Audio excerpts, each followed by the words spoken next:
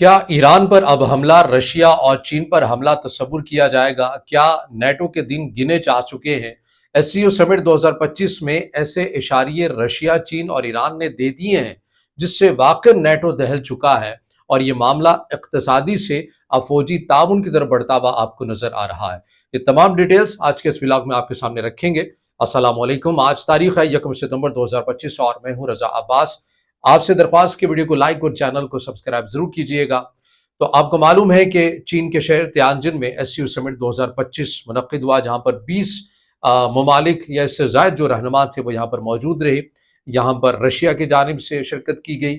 यहाँ पर north Korea हो, पाकिस्तान हो, इंडिया हो, आज़रबाईजान हो, बेलारूस हो या दीगर जो ममालिक हो, टर्की हो, इन तमाम ममालिक ने, इनके सरबराहान ने एससीओ समिट 2025 के अंदर शिरकत की। इसके अंदर जो 3 ममालिक हैं उनके बयानात को आपने देखना है और फिर उससे जो एक तज्जियाती पहलू निकलता है वो मैंने आपके सामने रखना है कि आपको ये मामला जो एससीओ समिट, जिसकी बुनियाद इस बात के ऊपर पड़ी थी कि ये इक़्तिसादी फोरम है, ये इंसदाद दहशतगर्दी के लिए बनाया गया फोरम है, लेकिन अब ये कैसे फौजी इत्तेहाद की तरफ, नेटो की तर्ज के इत्तेहाद की तरफ मुमकिन तौर पर बढ़ता हुआ नजर आ रहा है, उससे मुतल्लिक रशिया, चाइना और ईरान के सरबराहान की जो स्टेटमेंट है वो मैं आपके सामने रख रहा हूं, जिसे मीडिया ने रिपोर्ट किया है। WRAL न्यूज ये क्या रिपोर्ट कर रहा है? ये कहता है कि एससीओ को, ये प्यूटन की जानिब से जो स्टेटमेंट दी गई है मैं उनको कोट कर रहा हूं। प्यूटन ने एससीओ समिट 2025 में कहा कि एससीओ को एक नया सिक्योरिटी सिस्टम तश्कील देना चाहिए जो यूरेशिया में मगरबी मॉडल्स का मुतबादिल हो, यानी नेटो के का मुतबादिल हमें भी अपना एक फौजी इत्तेहाद बनाना होगा। ये प्यूटन की जानिब से मुमकिन तौर पर कहा गया। आगे चलिए, शी जिनपिंग ने क्या कहा? वॉशिंगटन पोस्ट ने इसको रिपोर्ट किया। शी जिनपिंग कहते हैं कि दुनिया को एक मल्टी पोलर ऑर्डर की जरूरत है। एससीओ को सिर्फ इंसदाद दहशतगर्दी तक महदूद नहीं रहना चाहिए बल्कि आलमी सिक्योरिटी में बड़ा किरदार अदा करना होगा। ये कौन कह रहा है? ये चीन के सदर शी जिनपिंग कह रहे हैं। वॉशिंगटन पोस्ट में ये बयान आया है।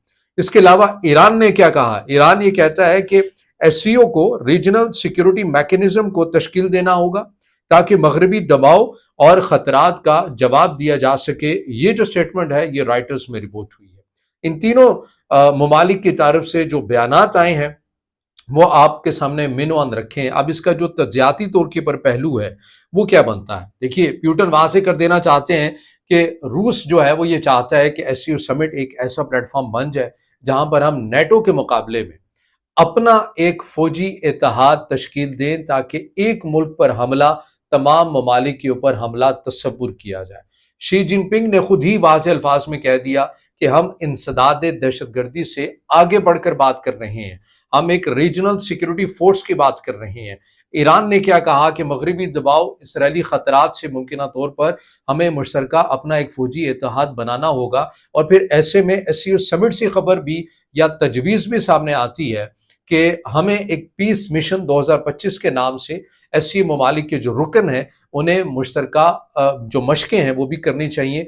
और अगर ऐसा हो जाता है तो आप देखेंगे कि पहली बार एससीओ समिट के तहत मुश्तरका तौर पर रशिया की टेक्नोलॉजी, ईरान की टेक्नोलॉजी, चाइना की टेक्नोलॉजी आपको एक साथ फौजी मशकें करते हुए नजर आएंगे। और ये इटसेल्फ एक बहुत बड़ा पैगाम होगा मगरबी ब्लॉक के लिए, अमेरिका के लिए, नेटो के लिए।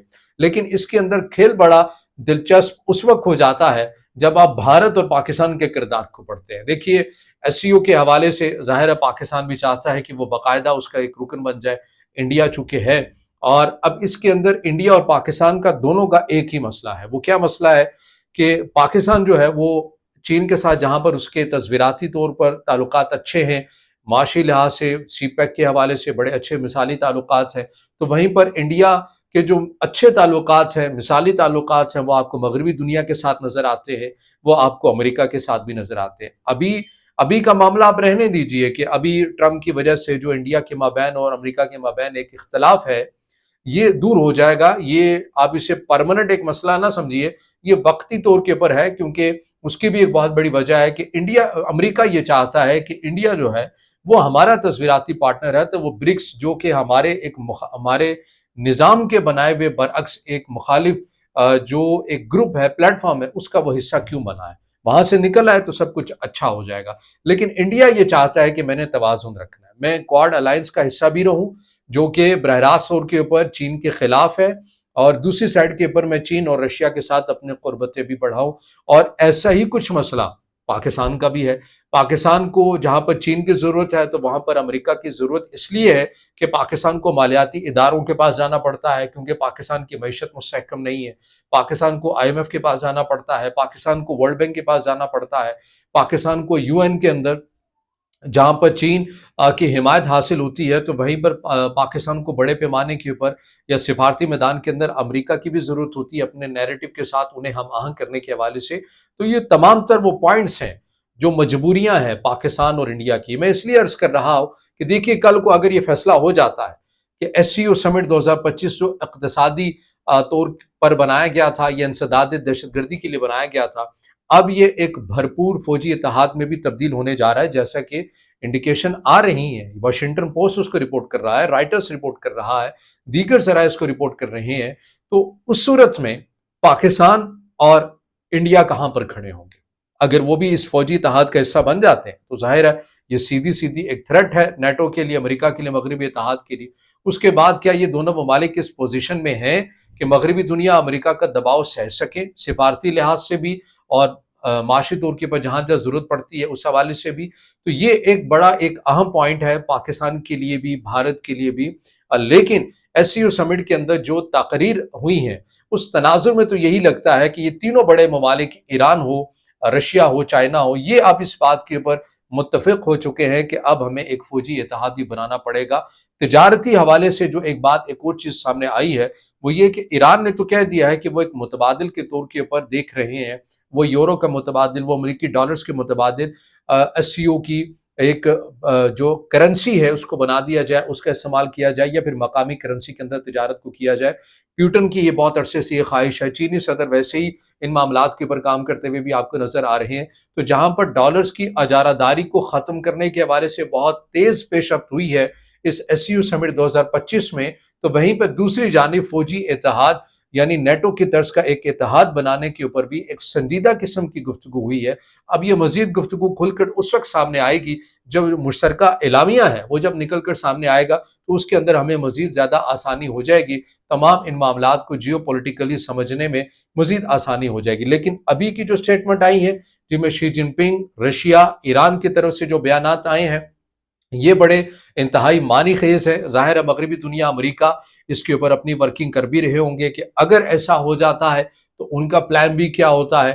اور یہاں پر جو SCO ہے یہ بھی اپنے پاس تمام آپشنز کو دیکھیں گے, کارڈز کو دیکھیں گے, کب, کہاں, کیسے اور کس طرح اور کتنا اور کس حد تک استعمال کرنا ہے.